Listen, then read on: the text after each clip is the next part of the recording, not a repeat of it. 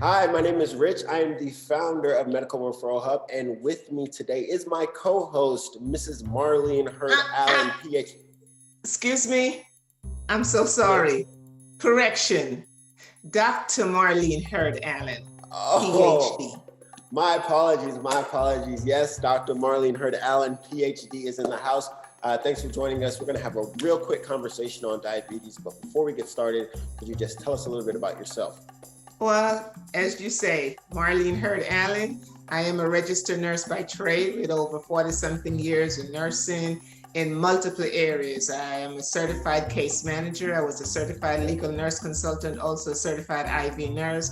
I've worked from the supervisor to the home health to the infusion therapist to a consultant, you name it, I've been there.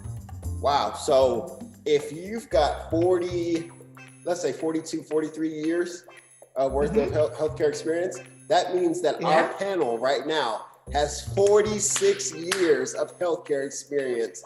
And we're going to have a great conversation, jump right into it. A lot of my viewers want to know, a lot of our viewers want to know a little bit more about diabetes. So let's have a quick conversation, get the ins and outs, and make sure that people can come away from this understanding what diabetes is. So if you could just open up, tell me, what is diabetes? The in and outs, diabetes. Diabetes is a condition that one has when the body cannot effectively break down the glucose. And so they might say the person has sugar.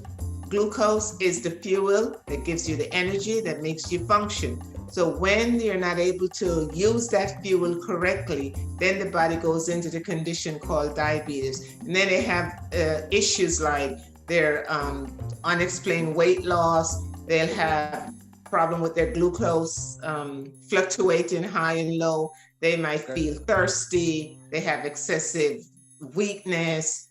Just can't function in their normal way. Okay, and it's pretty common. Is that correct? Diabetes?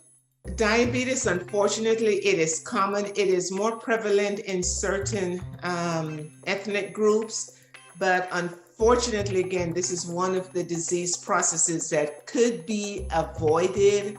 And if you're diagnosed with it, it could be reversible, but it takes a lot of discipline. Understood. So could you tell me, are there different types of diabetes? Yes, there are different types of diabetes. Now, there's diabetes we call type 1 diabetes, or it's also called juvenile diabetes. And just as it says, it's something that happens in children. Scientists still, they do not know the underlying cause as to why juvenile diabetes occurs.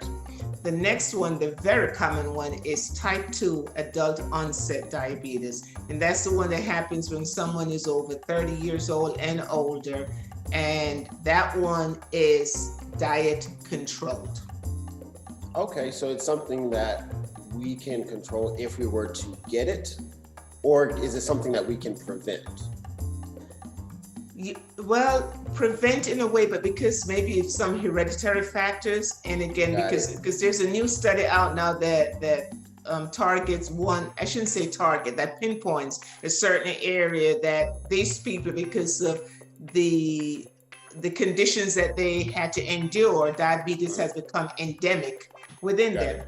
But for the general population, where, let's just say in the US, and if you are not eating correctly, if you're not breaking down your sugars correctly, if you're not exercising like you should, yes, you can get the diabetes. Now, there are warning signs, and there are many doctors, like the endocrinologist, that's the specialist that would deal with diabetes, would want to instruct the person, would guide them as to what they need to do. You also have nutritionists that will help you with your diet, because you might consume too much of one item and not enough of the other. And once you can get that under control, yes, you can keep that diabetes under control. That's some good information. Could you tell me what areas of the body are affected most by diabetes, or how does it really show itself? Diabetes affects the whole body, because if you affect one part, literally the body itself is affected. But one of the parts that you will see in so many non-compliant diabetics is usually foot problems. And you have what's called diabetic neuropathy. And that's where the nerves in the lower extremities, they literally go dead. The patient has no sensation. So if you can't feel, you can be walking and stub your toe, you don't know. You could break a toe and don't know. You could have a scratch and don't know. Then you develop a sore. And because of the decreased blood flow to the feet, you end up with an ulcer. And the next thing you know, you have a diabetic ulcer. Next thing you know, you end up with an infection. And then, unfortunately, might have to end up with amputation. So that's the part you see the most of it. Oh, yeah. Amputation. And sometimes it begins with one toe and then it goes to the next toe, and then the next thing you know, you have a half of the foot, and then get up to the ankle, and then you know you have the leg. And then I've had them where they've gone all the way up to the thighs. Wow. So could it be preventable? We definitely need to do all that we can to stay out of that diabetic range. And once we know someone that's in it, how could we, assist them with dealing with their diabetes? Right. We can assist them, number one, by being truthful and by not enabling them in the bad behavior. So instead of you going and having an order of French fries and milkshake and all of that at 11 p.m., you might want to have like a celery stick. It's good fiber. Okay, now listen. Low sugar. Hold on. That is a tough sell. That is very tough. Okay, a strawberry, okay? Okay, that's better. I can deal with that. I can deal with the strawberry. As a loved one, your main suggestion would be just, be honest with the patient or with the person suffering from diabetes. Let them know this is reversible. We can control this, and assist them with, taking over the diabetic symptoms and diabetic related issues. And just want to know, diabetes is really serious, because you could have diabetic retinopathy, and that's with the eyes, and you can go blind from that. I told you before that you can have the amputation, you have circulation problem, you could have heart issues, you could have skin issues. There are multiple issues you can have as a result of diabetes. So an ounce of prevention is better than a pound of cure. I like it. Thank you for joining us today, Dr. Marlene Hurd Allen, and we look forward to seeing you on the next video. Look forward to that. Thank you for having me.